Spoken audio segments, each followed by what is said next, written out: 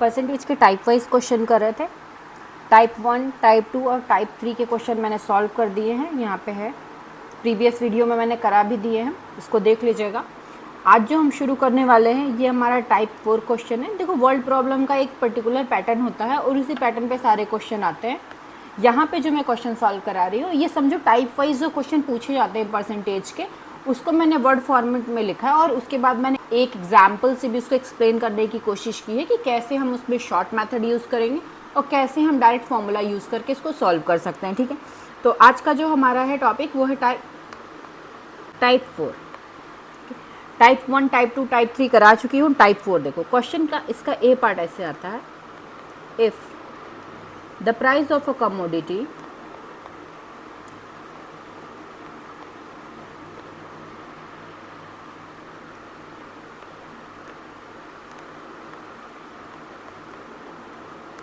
increased by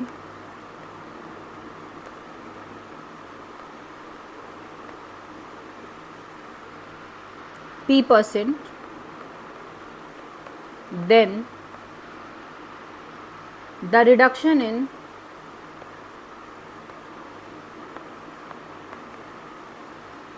consumption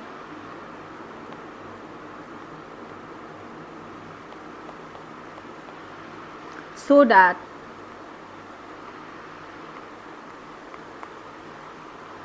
not to increase cost, है ना, expenditure कह लो। पहले मैं समझा देती हूँ कि ये क्या है, फिर मैं इसका आपको सीधे सीधे फॉर्मूला बताती हूँ कि ये क्या कह रहा है।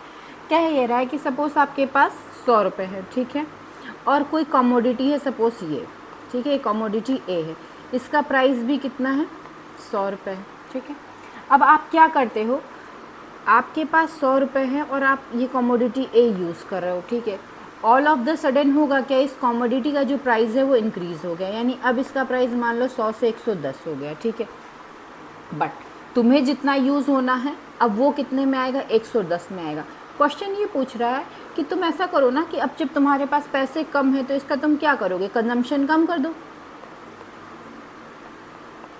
तो जब तुम इसका कंजम्पशन कम कर दोगे तो वापस तुम्हारा एक्सपेंडिचर कितना हो जाएगा, 100 हो जाएगा। वर्डिंग समझ में आई, क्वेश्चन क्या कहना चाह रहा है। क्वेश्चन बस ये कह रहा है आपसे कि अगर किसी कमोडिटी का प्राइस इंक्रीज़ होता है, ठीक है, और आपको चाहिए कि आपका एक्सपेंडिचर इंक्रीज़ ना हो, not to increase expenditure, in that case आप क्या करोगे भाई, सीधी सी बात है, कम यूज़ करोगे ना। ऐसे समझो, जैसे मान लो कि 12 रुपये का तुमको 1 दर्जन केला मिलता है, ऐसे समझ लो, ठीक है। मान लो 12 रुपीज़ हैं और आपको कितने केले मिलते हैं, 12 बनानाज मिलते हैं, और आपकी रिक्वायरमेंट भी कितनी है, 12 बनानाज की है। But all of the sudden क्या होता है, ये बोल रहे हैं कि नहीं, अभी हम क्या करेंगे, 24 रुपीज़ में आपको 12 बनाना देंगे, ठीक है। बट इशू ये है कि आपका कहना है कि मैं तो भाई 12 रुपये ही खर्च करूँगा, मैं इससे ज़्यादा खर्च नहीं करूँगा। तो भाई आप क्या कर सकते हो, आप सिंपल ये कह सकते हो कि नहीं भैया, अब 12 बनाना तो 24 का है, तो ऐसा करता हूँ, मुझे कितना बनाना दे दो, 6 बनाना ही दे दो। तो आपने क्या किया, एक्सपेंडिचर को सेम रखने के लिए कंजम्पशन अपना कम कर दिया। एक इस तरीके का वर्ड प्रॉब्लम आता है, और इस तरीके के वर्ड प्रॉब्लम को सॉल्व करने के लिए फॉर्मूला क्या यूज़ करेंगे वो देख लो। मैं डायरेक्ट फॉर्मूला लिख रही हूँ। अगर कभी भी ऐसा क्वेश्चन आएगा तो आप कितना परसेंटेज हमें एक्सपेंडिचर कम करना है, उसके लिए आप सीधे सीधे एक फॉर्मूला यूज़ करो, that is P upon 100 plus P multiplied by 100%। Clear हो गई बात। अच्छा, ऊपर वाले ही क्वेश्चन में देखो, ये भी तो हो सकता है ना कि भाई प्राइस इंक्रीज़ करे तो प्राइस डिक्रीज़ भी हो सकता है। तो सेम क्वेश्चन ऐसे भी आ सकता है, इसी को लिख लो, 4 का बी पार्ट है ना। कैसे लिखोगे, if the price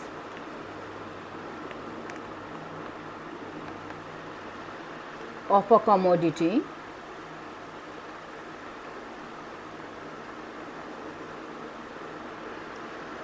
decrease by P%, then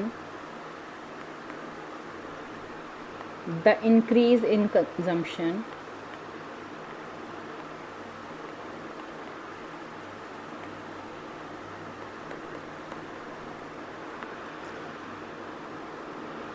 so that not to decrease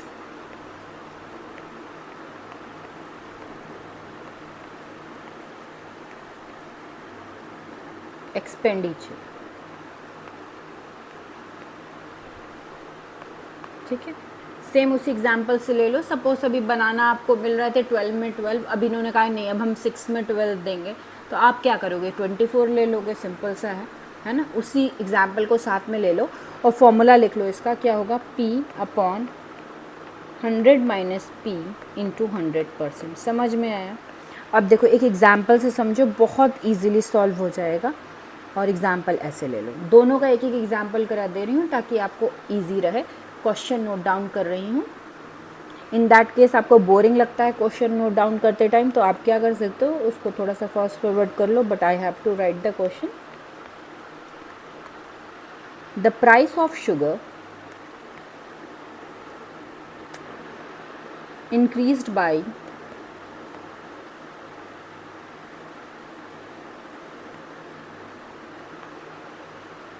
12%. Find how much percent its consumption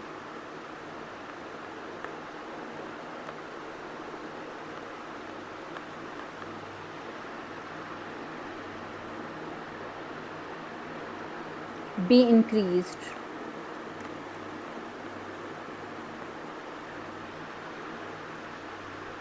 so as not to decrease, not to increase expenditure. है ना. सिंपल सी बात बोली गई है कि भाई प्राइस ऑफ अ कमोडिटी जो है, यानी शुगर का जो प्राइस है उसको क्या किया गया है, बढ़ा दिया गया है. बट आपके पास प्रॉब्लम क्या है कि आपका एक्सपेंडिचर बढ़ना नहीं चाहिए. इन दैट केस आप क्या करोगे, अपना कंजम्पशन ही कम करोगे. अब हम सीधे यहाँ पे फॉर्मूला लगा देते हैं और सॉल्व कर देते हैं. देखो कितना आ जाएगा. मैंने फॉर्मूला क्या बोला था, जब प्राइस इंक्रीज़ होता है इस केस में आप क्या फॉर्मूला लगाओगे, P upon 100 plus P multiplied by 100%. Percentage में वैल्यू पूछी थी. ठीक है, अब देखो आपने क्या किया, P कितना है क्वेश्चन के हिसाब से देख लो. तो ये आपको 12% दिया हुआ है. P का वैल्यू यहाँ पुट कर दो, 12 अपॉन 100 प्लस 12 मल्टीप्लाइड बाई 100%. और अच्छे से इसको सॉल्व कर लो तो ये आपको क्या मिल जाएगा, 12 अपॉन 1112 इंटू 100%. इसको सिंप्लीफाई कर लो, जो आंसर होगा उसको लिख लेना. ठीक है, समझ गए बात. 4 3 ज़ा 12, 4 2 ज़ा 8, 4 8 ज़ा 24, 32. फिर इसको कट करो 4 से, 4 7 ज़ा 25.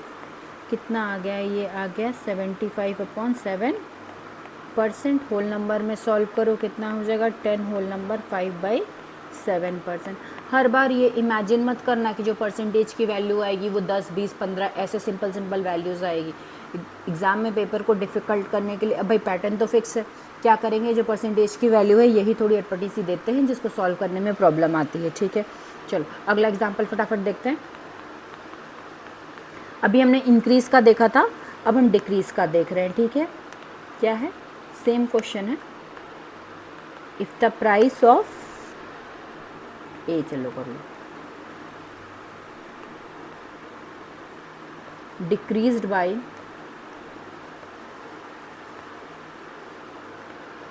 कितना 25%. ठीक है, इसमें अच्छा सा लेते हैं. By how much percent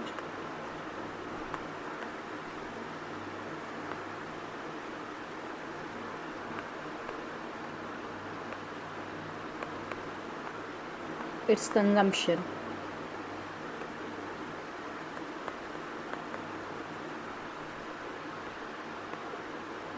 should increase so as not to decrease expenditure। ठीक है, इसका फॉर्मूला क्या बताया मैंने?